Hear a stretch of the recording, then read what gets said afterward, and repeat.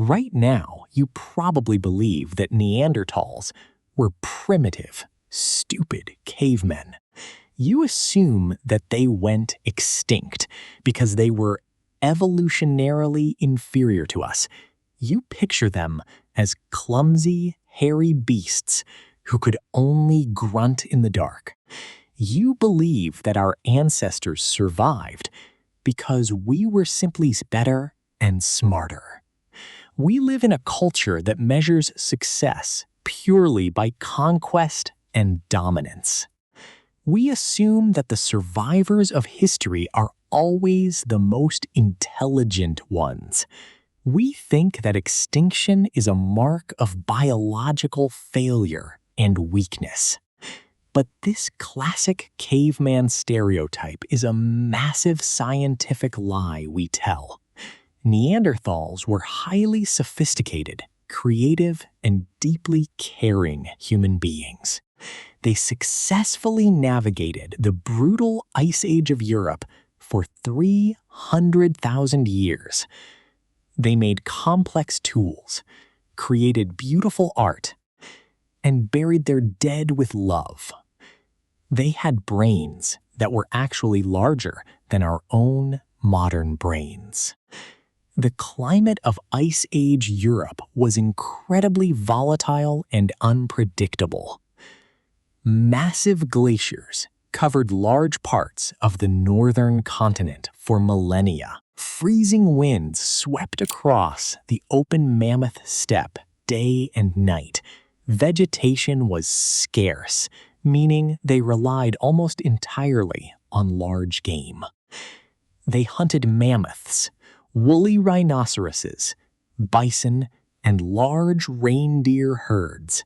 This hunting style was highly dangerous and required close contact weapons. They had to thrust heavy wooden spears directly into the prey. This close-range combat resulted in frequent, severe skeletal injuries. Nearly every adult Neanderthal skeleton shows signs of healed fractures. Their daily lives were a testament to physical resilience and grit. Yet, they maintained a stable population for hundreds of thousands of years. Yet, 40,000 years ago, they vanished from the fossil record forever. Their sudden disappearance remains one of the greatest mysteries in science today. But they did not die out because of a lack of intelligence. They did not fail because they were violent, selfish cave monsters. If you want to understand their true fate, we must look closer. Here, we find a story of profound empathy and a numbers game. To solve this mystery, we must travel to the Zagros Mountains. The year was 1963 in northern Iraq. An American archaeologist named Ralph Solecki began excavating a site called Shanidar Cave. He dug deep into the cave floor, passing through thousands of years of dirt. He discovered the fossilized remains of 9 Neanderthal individuals buried in the soil. One skeleton, known to researchers as Shanidar 1, changed history forever.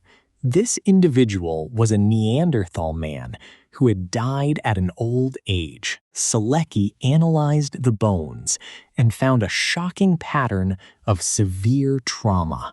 Shanidar 1 had suffered a massive blow to the left side of his face. This impact had crushed his eye socket, leaving him partially or completely blind. His right collarbone and arm bones were severely fractured and withered.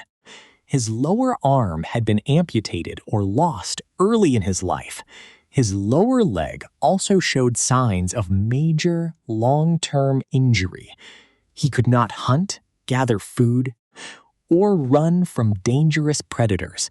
In a harsh Ice Age environment, he was completely helpless on his own. Yet, he lived for decades with these debilitating physical conditions. He could only survive because the members of his tribe cared for him daily. They carried him over rough terrain, shared their food, and kept him warm. They did not leave him behind to die in the cold wilderness. They protected him because they valued his presence and his wisdom. Shanidar Cave is a massive cavern located in high, rugged cliffs. The cave mouth is large, letting in light and mountain breezes. Solecki was amazed by the depth of archaeological layers he uncovered. He found campfires, animal bones, and stone tools buried in sequence. The Shanidar 4 skeleton is famously known as the flower burial. Soil samples collected around the bones contained high concentrations of pollen. This pollen came from common Ice Age wildflowers with healing properties. They included yarrow, cornflower, ragwort, grape hyacinth, and hollyhock plants. Some scientists argued the pollen was brought in by nesting rodents.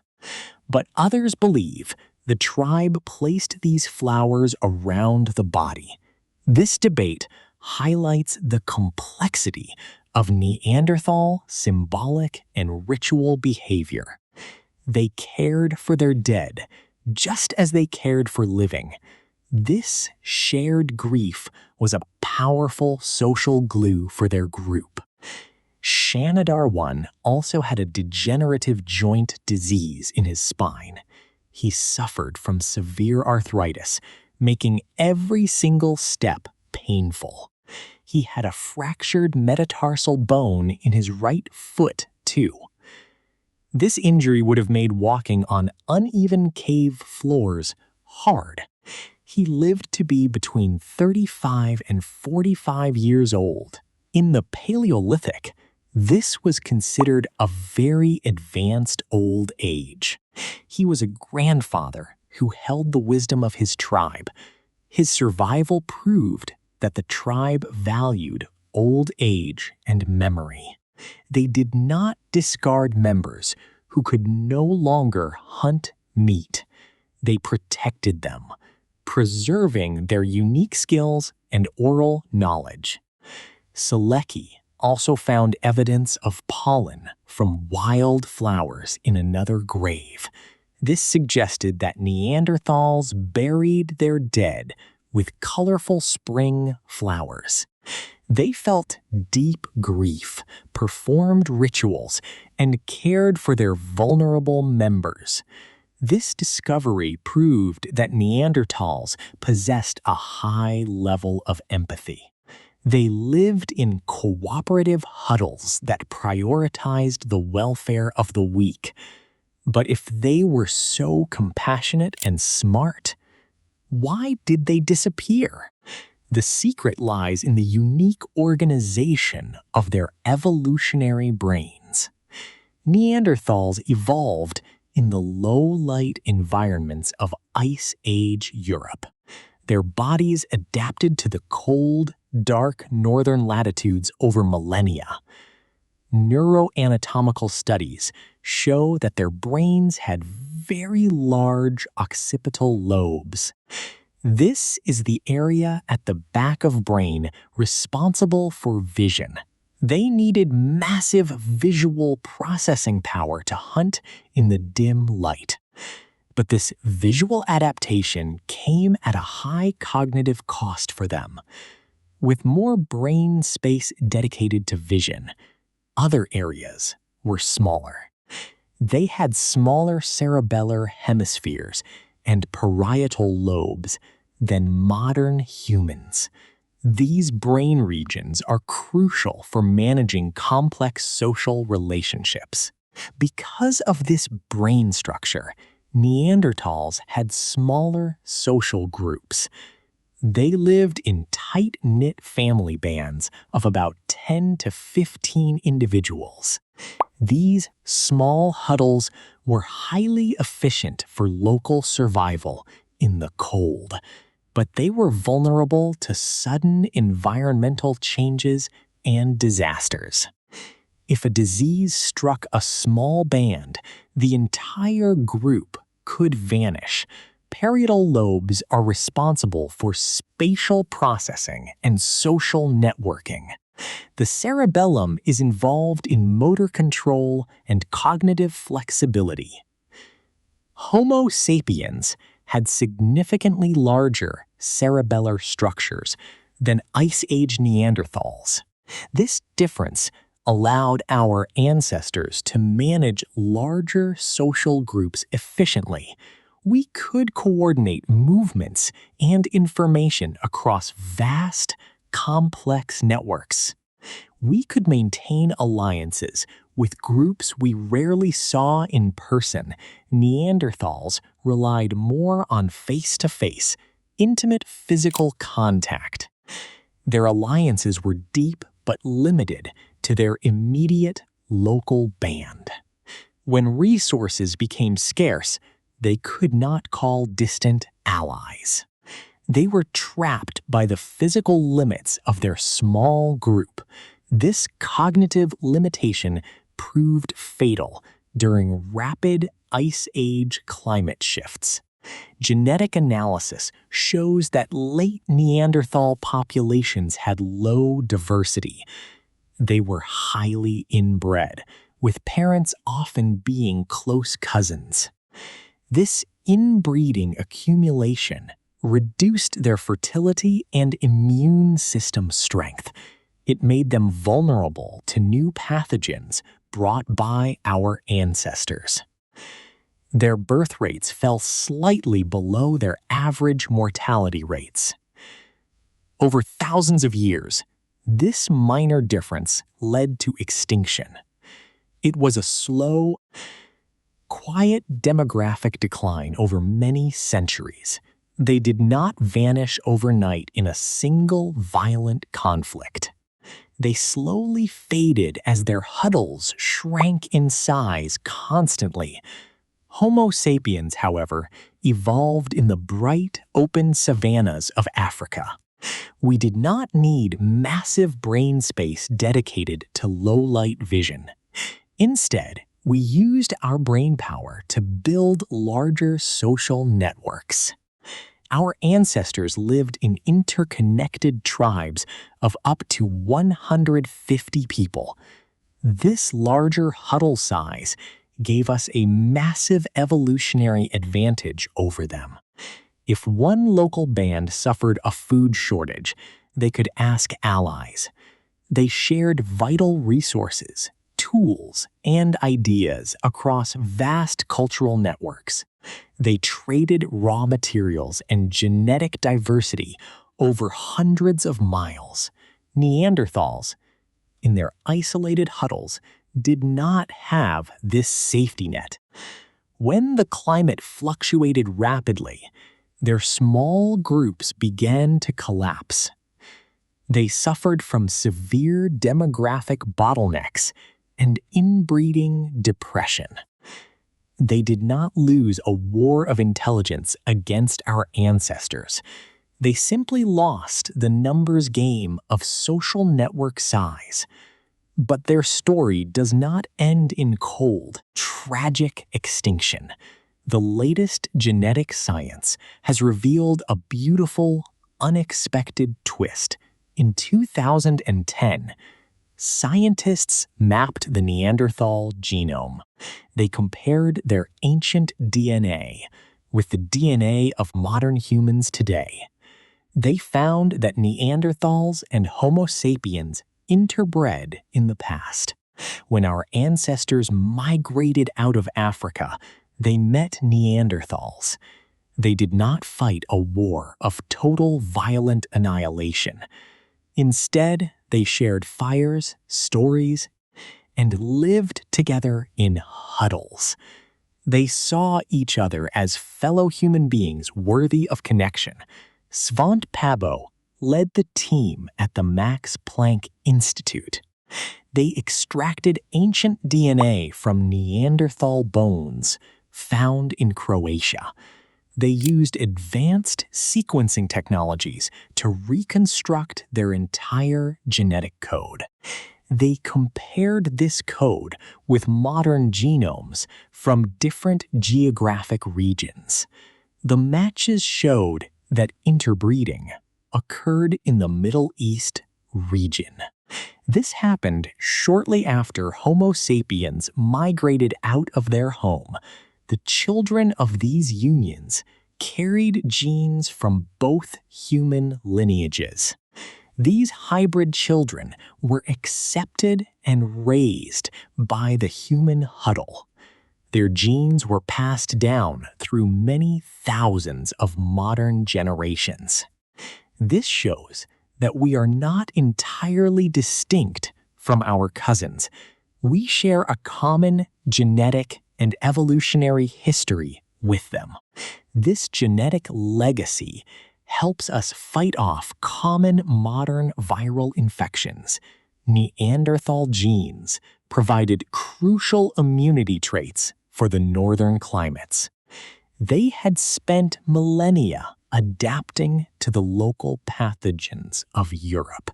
Our ancestors inherited these survival tools through their hybrid children. This was a massive evolutionary shortcut for the Homo sapiens species. We literally absorbed their adaptation to conquer the cold lands. It is a beautiful example of cooperative evolution in action. Their contribution to our survival is written in our very blood. Today, almost all non-African humans carry Neanderthal DNA. Approximately 1 to 2% of your genome is Neanderthal. They did not simply disappear from the face of the earth. They were absorbed into the larger, expanding population of Homo sapiens. They are still alive today inside our own living cells.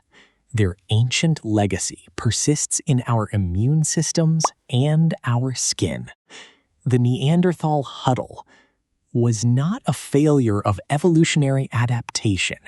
It was a beautiful, compassionate way of being human in Ice Age.